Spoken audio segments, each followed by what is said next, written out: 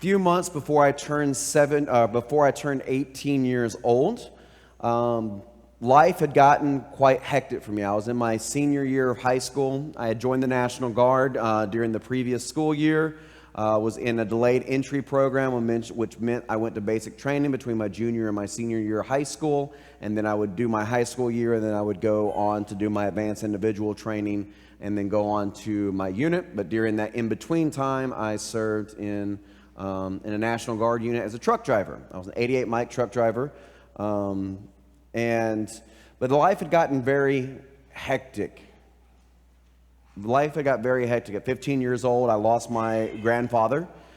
He had passed away.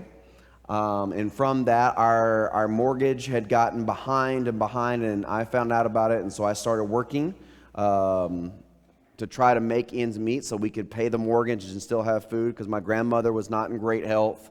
And so I started working, and I started working a lot, and you're only allowed to work so many hours if you're a student. And so I asked my employer, could I please get more hours? And they said, as a student, I'm only allowed to give you so much. And I said, well, what happens if I drop out of school? And said, well, then you're no longer a student, and then you can work up to 40 hours a week. And so I'm like, all right, then I'm going to go drop out of school. This was in August, and then I didn't really want to drop out of school. I valued education. I wanted to graduate. Not many people in my family had graduated from high school. I wanted to be the one of the ones that did. And so I told my boss a little white lie and said I have dropped out of high school and I would prefer to work the night shift. And so I worked at a Waffle House, flipping omelets, cooking hash browns, and whatever else from 9 o'clock at night until 7 o'clock in the morning. And then I would go to the truck stop right across the street. I would take a shower, and then I would drive the 35, 40 minutes home to be at school and be at class at 8 o'clock in the morning. And then I would go to class from 8 o'clock in the morning until 3:16. My school had those weird times too, just like here. I would go to school till 3:16, and then I would be released from school and do my homework, and then go to sleep to wake up again to be back at work at 9 o'clock to start it all over again. Well, as you could probably imagine, my grades did not do so well. I was falling asleep in my economics class. I was falling asleep in my literature class. I hear some laughing there. Dan, you fall asleep in all your class, Dan. That doesn't count, okay? I was struggling to stay awake, and I was trying to figure out, what do I do? How do I handle this? How do I get through this crisis? I didn't want to lose my grandfather's house. This was the first house that he bought brand new. I wanted to honor my grandfather, make sure this didn't happen. My grandmother couldn't work. She was sick and all the time, and she couldn't work. So it came down. It was getting a little bit later in the school year. It was around September. I'm like, man, I really do need to actually drop out. I can't work and go to school. I can't do this. Maybe I can go back to school next year. So I get up in the morning, I grab my textbooks, and I go and walk into my school. And I say, here, I'm returning my textbooks. I'm dropping out of school. I went to see the principal, talked to the principal, and he says, well, in order to drop out, you have to go give your books back to your teachers. And I'm like, well, great. Now I have to go and see my teachers and admit to my teachers that I have failed. And so I walked the walk of shame, and I remember walking into my pre-calculus class, and I walked into the class, and I had my books in my hand, and I walked up to the teacher and said, I'm dropping out, and I put my books in the class, and my teacher didn't pay me any attention. And then I realized, I looked around, none of the kids in my class paid me any attention. I'm like, I know this isn't a big deal for everybody else, but this is a big deal to me. Why is nobody paying attention? And then I noticed they were watching a movie. And I'm like, there's a movie on a television screen. I didn't know there was a TV in that class. Normally they would wheel the cart out with the big old box TV, those that remember that time frame. Well, this was one of those box TVs that we had just gotten brand new TVs that mounted on the wall. And apparently that had been in there, and I'm there, and they're all watching it. And I'm like, why are they watching it? And I start looking at what's on the television, And I'm like, this looks like something from like Independence Day or something, but maybe is it a sequel that I didn't know about it? Well, this was September 11th, 2001. And the towers, the Twin Towers had just been hit. And they were watching the broadcast going back and forth. And I didn't really understand what that meant at that time. And I went and got into my old 1979 Dodge Ram 50D Custom with the driver's side windshield broken out, my grill on the front completely damaged. The front end of my car was all crashed in because I had driven into a ditch. We won't talk about why I had driven into a ditch, but I got into the car and I turned on my radio. I pushed out my 8-track. Yes, I had an 8-track player of Kenny Rogers, The Gambler, stuck in there. It was the only thing that I could listen to because I couldn't get it out, but I was able to switch it over to the radio and listen to the radio and heard the news. I went home. I had a message left on my answering machine.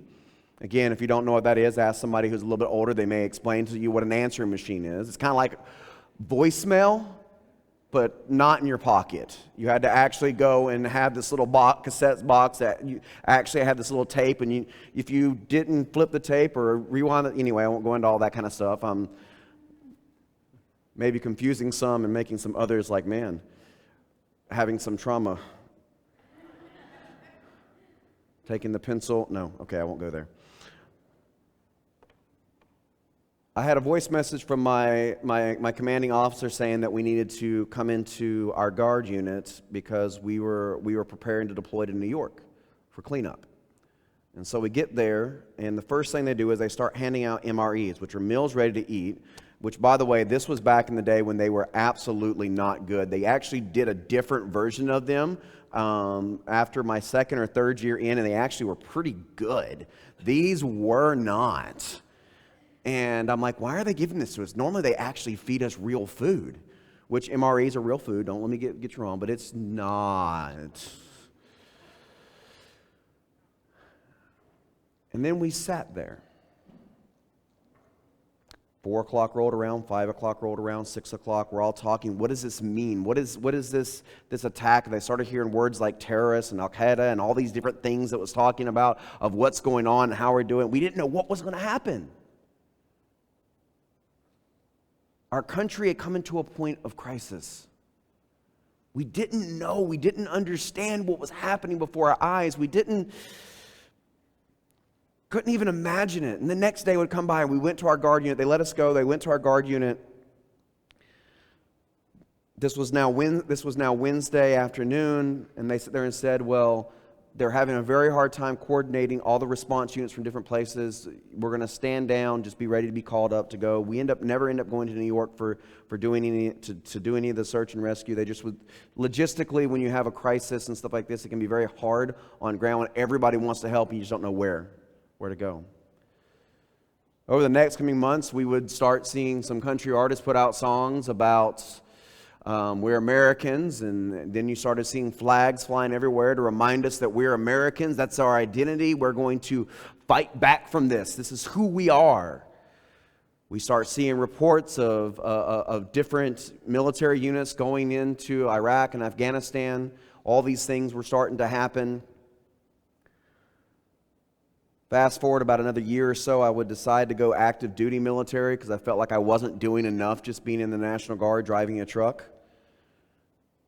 I also did not like driving a truck, and so I was hoping that maybe when I went in active duty I could change jobs, and so I got a job that was a little bit more glamorous, at least in my mindset. I got to work on machine guns and missile launchers. And then I would end up going to Korea and get a scare for a deployment directly from Korea to Afghanistan, which, by the way, had never happened in military history, where they deployed a unit from a deployment, because Korea was considered an active deployment. Of course, Korea is where I would end up meeting my wife. It's where I would end up being introduced to Jesus. It's where things would shift. 9/11 changed things.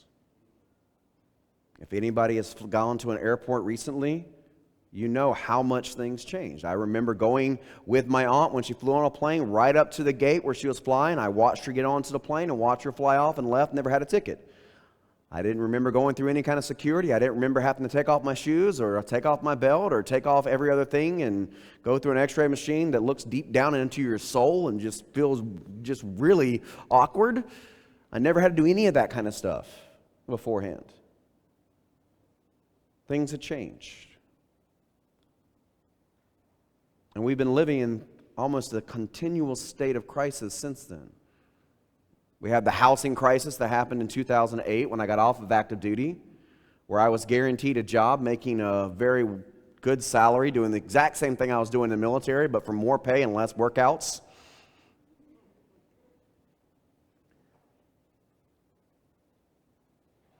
But everything froze up because we were in crisis. We were in crisis. And we've had other crises since then. This little thing called COVID-19, some of you may have remembered that. Crisis is difficult to know how to deal with. We always know better how to deal with crisis after the fact than we do when we're actually going through crisis.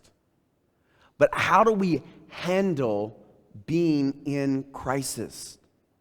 How do we handle? Last week we talked about Joseph, where his identity was. He started off his identity as being the favored son. Then we see this parallel, this comparison between Joseph, and then we have the story of Judah and Tamar and all kinds of really weird stuff that happened in that whole story. We see that clothing played a big thing. Joseph was identified by his clothing. Judah was identified by his clothing, that who he was. Tamar was identified 2 different outfits, her widow's outfit and then her lady of the night outfit, as we'd say. Then we'll see when we start getting a little bit more into Joseph's story. Potiphar and his wife, Joseph was identified by the clothes that he left behind when he wouldn't do this great sin against God.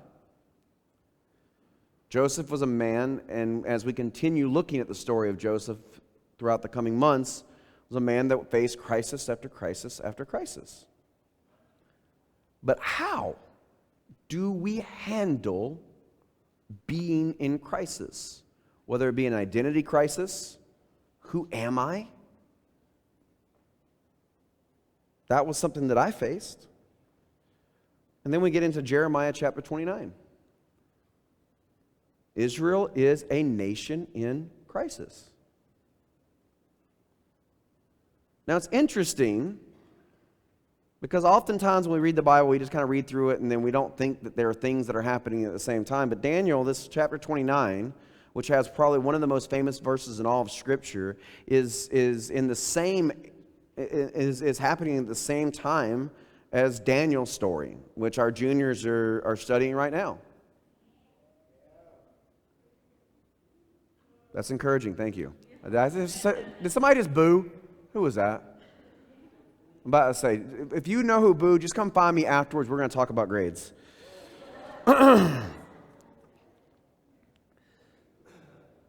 Jeremiah chapter 29, verse 1, Jeremiah wrote a letter to Jerusalem to the elders, the priests, the prophets, and all the people that had been exiled to Babylon by King Nebuchadnezzar. This would include Daniel and his 3 friends. In fact, we'll actually read through the story a little bit later on in 29. We'll find out that the fiery furnace that Shadrach, Meshach, and Abednego walked through with the one that looked like the Son of God, there were some others from Jerusalem that was thrown in that fire that did not fare so well. As many times I've read the Scripture, I'd never noticed that little part of Scripture. I've read through Scripture so many times that I can't even count. Didn't even recognize that. So Daniel and his friends were taken from their parents' homes, taken to a foreign land that spoke a foreign language, that ate foreign foods, that had foreign things. It may sound a little familiar to some of you students. Again, you guys are not living in exile at Milo Academy. Just want to make sure that that's clear, even if those some of you may think you are.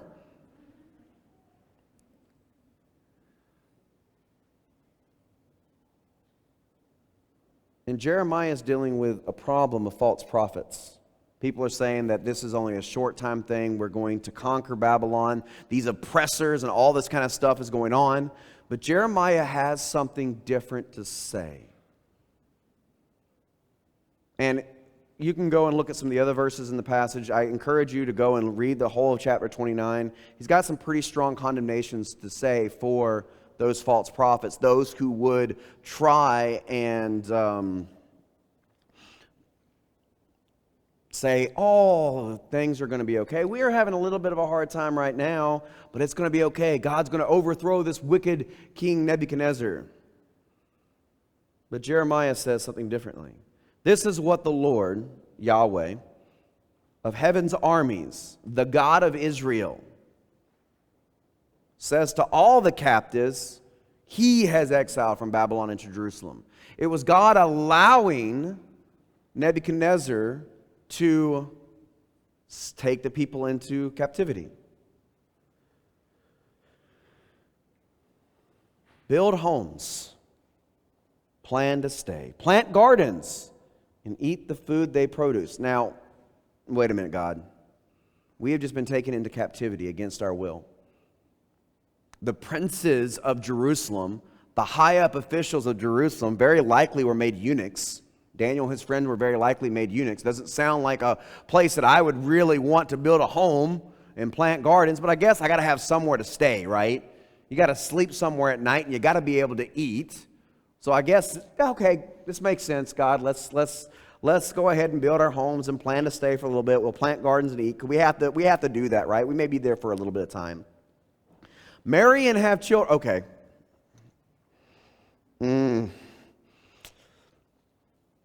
Typically speaking, you don't just get married after a short period of time.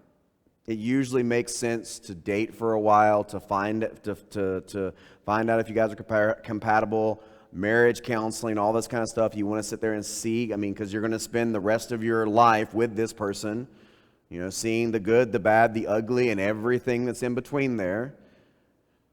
But then kids complicate things. Right? You can't quite do the same things with your spouse that you could do before you had kids. Right? And kids take time to raise. It's not like you can just raise kids on a weekend. Kind of takes a whole lot of years to raise a child, right?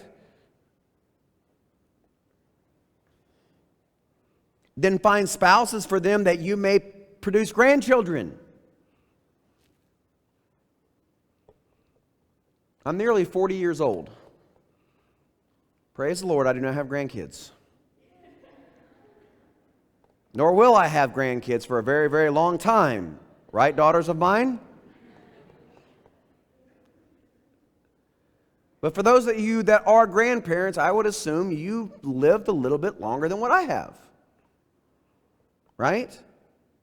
Saying to have grandkids. Okay, this may last a little bit longer. Continues to go on to say, multiply and do not dwindle away. This is reminiscent of the promise to Abraham that I will make you a great nation, right? The father of nations. Okay, we're going to be here for a while. We're going to be in this God-forsaken place with a king that worships idols, a king that hears the word of the Lord. And God even told this king what he's going to do, but he's like, nah, man, I can't be just the head of gold. I got to be all flashy. Make all of me gold, brother. All of me gold. He's like, I am going to have a kingdom that is going to never, ever end.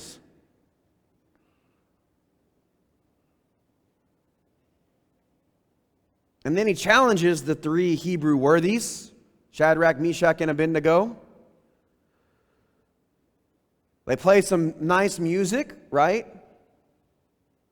Everybody bows down, except for them, at least that we're told. And then he's like, all right, I get it, man. I like you guys. You guys have been pretty helpful. You've already proven yourself that you're smarter, that you're better than most of my administrators, right? We tested you with the whole diet thing. I thought it was weird, but hey, let you have your diet of just fruits and vegetables and water or whatever, right? Eat what you want to eat, but you're doing a good job. That's right. That's cool. It's good, right? But I'm the king. You need to bow down and worship my image. And they said no. And he's like, well, maybe you didn't hear all the big music playing, so let's play the music again. And of course, one of my favorite parts of the entire story of Shadrach, Meshach is like, we will not worship. You don't have to repeat the music. We're not going to bow down and worship your gods because our God will deliver us. And if he chooses not to, we still are not going to serve you. How do you deal with an identity crisis? How do you deal with any kind of crisis? Is knowing that God is with you. And even if God does not deliver you, he's still there for you. I think that's one of the greatest things, not the fact that they went in the fire, but the fact that they were willing to go in the fire not knowing if God was going to save them or not. They had confidence that God would, but even if he didn't do what they thought he would do, they went in anyway. This is who Jeremiah is writing to. This is who Jeremiah is writing to. Continues to not only sit there and say, and work for the peace and God. This is a pagan king who thought he was so great that you had to smite him down and humble him, and the dude went and ate grass in the field for 7 years. And you're telling us to pray for their prosperity? Have you not heard of the Hanging Gardens of Babylon? They brought water up to be able to water these gardens in a very dry area. They don't need prosperity, God. They need you to come down and destroy them. That's not what God said. He says, pray for peace and prosperity.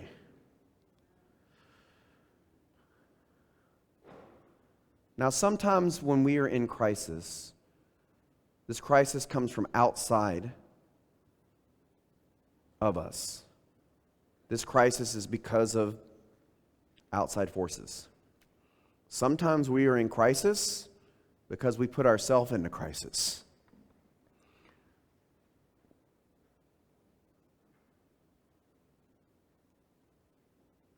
When we are in this place of crisis, how do we deal with it? Do we say, well, it's coming from the outside, God. You got to deal with that one. This is not my own making. Now, the argument can be made that Jerusalem went into captivity because of their own making, right? But from their perspective, it wasn't their fault. It was Babylon, that evil king. It wasn't God's judgments against them because of their wickedness, their idolatry, what they had done. God is still saying, even with those who I sent to judge you, pray for them. When you're in crisis, do you pray for the person that put you in crisis? Do you pray for the prosperity of the person that put you into this awkward position?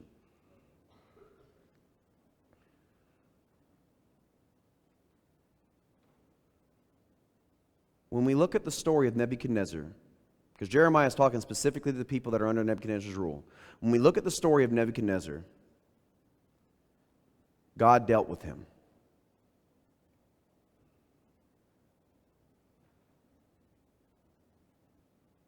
And maybe during his 7 years of acting like he's a sheep, maybe Daniel's saying one too many times, I want to be a sheep, and Nebuchadnezzar's like, man, I really do want to be a sheep, right? During that time frame, maybe they're like, ha ha ha, yeah, I got you. And for those that are not very familiar with Bibles, Nebuchadnezzar actually wrote Daniel chapter 4. It's a pagan king who had converted, at least partially, to believing in Daniel, Shadrach, Meshach, and Abednego's God. They dealt with crisis by praying for those that put them in that situation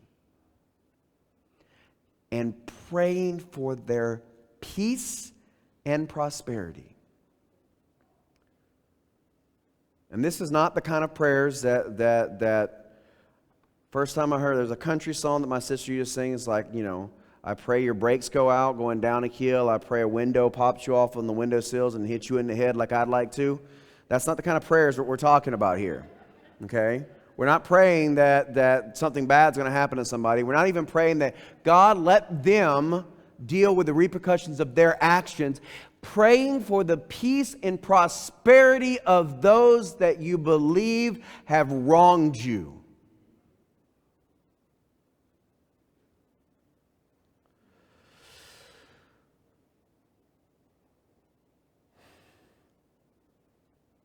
That's hard. If you've been wronged by somebody deeply, hurt by somebody deeply, it's hard to pray for peace and prosperity over that person, over that group of individuals. This is not an easy task. Now, this doesn't mean that they get off of the free pass. We're not going to really get into all that today. There is still justice. There is still God is a God of mercy and a God of justice. And the cross is proof that God is merciful to sinners, but He's also just, and sin has to be dealt with. Okay, I'm not just saying give them a free pass. But when you hold anxiety in your heart, malice in your heart towards somebody who has wronged you, it hurts you. Oftentimes more so than the person that you have problems with. But when you stop and you pray for somebody, and you truly pray for their peace and their prosperity, pray to the Lord for it. For its welfare will determine your welfare. Now, again, I want to be very clear here. I'm not trying to compare Milo to Babylonian exile. But how often do you pray for Milo? Pray for the staff here. Pray for the administration here. Pray for the students here. Pray for the things that are happening here that you don't agree with. Pray for the things that are happening here that you think should be a different way.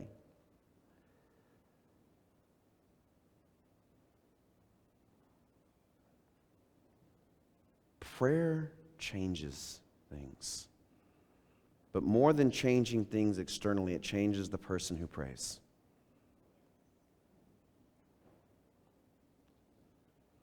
I am petrified of heights. I identify as someone who is a heightophobiac. I don't know what the actual word is, but I don't like them. In fact, I am pushing the borderline of my liking of heights by being on this stage, and the fact that Alvin's got these bells here and I can't be down there where I'm normally at. Just a slight bit of anxiety. Now, if I was to stand up like a little, I'm not even going to think about it. I have to get through this message, Lord, so I'm not going to think about even that. It bothers me that bad.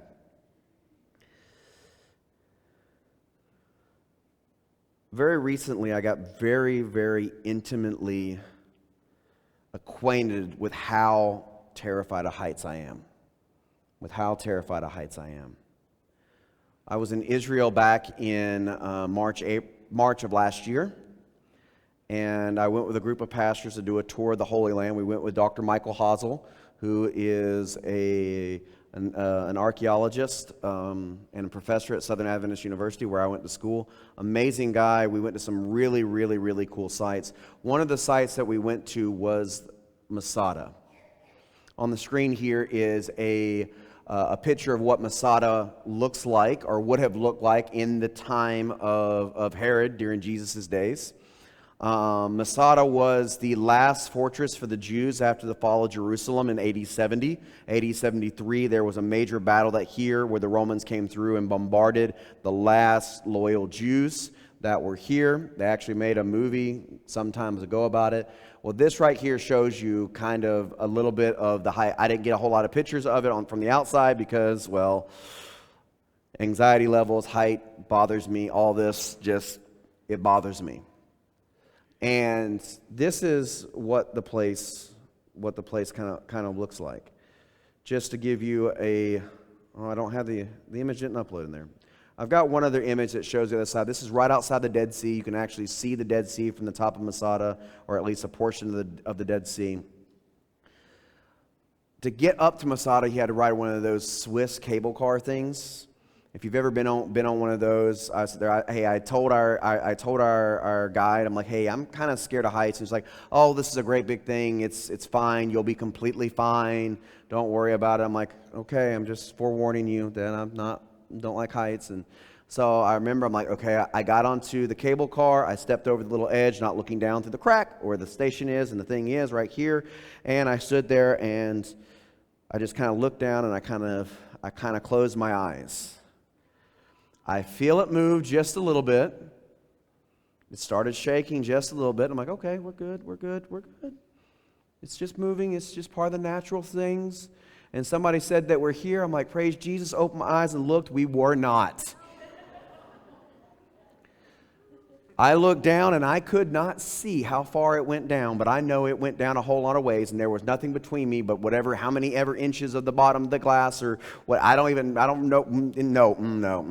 know, Jesus, Lord, take the wheel.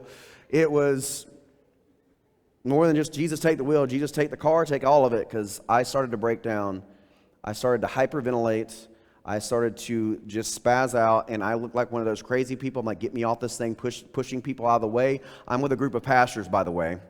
Pushing people out. By the way, I get over to the corner, I sat down, I go like this, and I just start crying like a child. I was so incredibly terrified. It makes absolutely no logical sense why a grown man's going to be terrified of getting on a car that moves you from one place to another, that literally does it dozens and dozens, if not hundreds and hundreds of times a day. It's not going to fall off. It's illogical, it's irrational. And then I get on top of the platform, and then I happen to look over. And it's suspended, just concrete over a thing with a couple of little poles sticking up in it. And they started explaining to us that how many feet were below us. And I'm like, thanks a lot. You guys are terrible.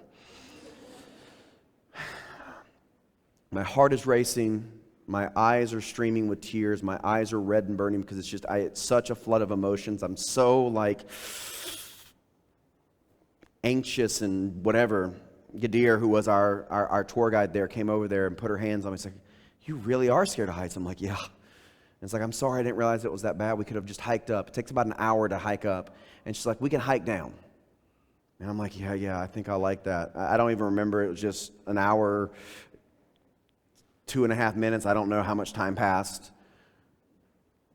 And then I started walking around, started looking, and I couldn't enjoy this place because the history there was mosaics that were there from the 1st century.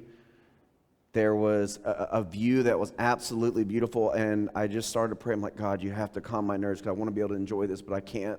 I need your peace. I need your peace. And we start talking about how they got water there because they only get 6 or 8 inches of water a year, and they get flash floods, and it was kind of really interesting, sort of, I guess. Maybe, I don't know. It would have been interesting if I'd have paid attention to it, but I still couldn't quite pay attention to it. I couldn't really catch my breath. And then a bird landed on a little place, and I took a picture of the place, and it was standing right over here. This is Masada. Right over there on that little edge, I was off in a little corner where nobody was because everybody was a little bit over this way, and I was standing there, and you can even still see how red my face is. And if I zoomed in on the eyes, if it was good enough picture, you could probably even see that my eyes are still red from this one. And I saw a little bird, and I walked up to it, and this little bird just started posing for me. Just sitting there, and I was trying to get the settings on my camera right. I couldn't quite get the settings right, so I couldn't get the bird just in focus, and I was trying to get just the right shot, and then he would turn and then just sit there for this picture. This picture took me about 5 minutes to get, and I love this photo. If somebody who is a great photographer or any of that kind of stuff, you could probably see a little bit more with that one. But when you see this little bird right here, a peace just passed over me. In the midst of the chaos of all this is going on, in the midst of this crisis, this internal struggle that I'm going through inside of my heart, God says, I've got you. I'm going to send you a little something to help you calm down.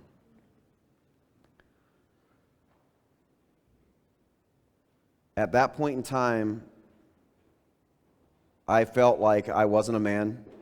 I felt like I was a terrible pastor. I don't even know why, because pastors, I guess, can have fears too. I don't know why. For some reason, I was thinking I was a bad pastor. I was in front of all my friends. I didn't really want to be all like, if anybody's got a phobia, I almost wonder if that's what the Lord means when the Holy Spirit translates your groanings into prayers, because that's what I felt. And I'd love to be able to tell you that after we got through, we looked around there, we went back down. I didn't hike down. I said, I'll be fine. I'll get back on the thing and I'll go back down. It's going down. I should be fine. It was even worse going down.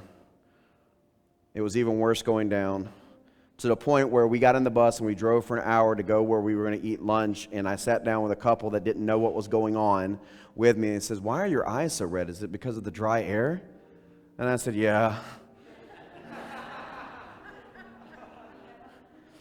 Wasn't completely honest. Lord, forgive me for that one, because I just didn't want to really get into it. But we all go through some kind of crisis in our lives. That crisis may be from the outside. It may be from the inside.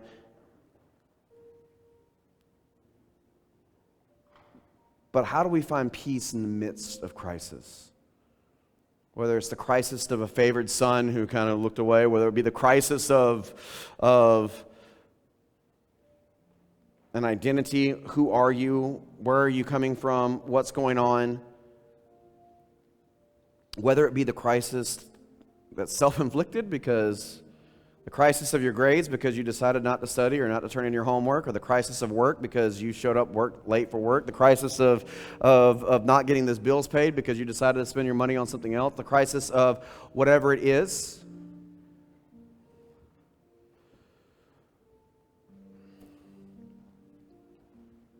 You get through that crisis through one of the most powerful tools that God has ever given to human beings. And that's through the power of prayer. When we learn to completely surrender to God, when we learn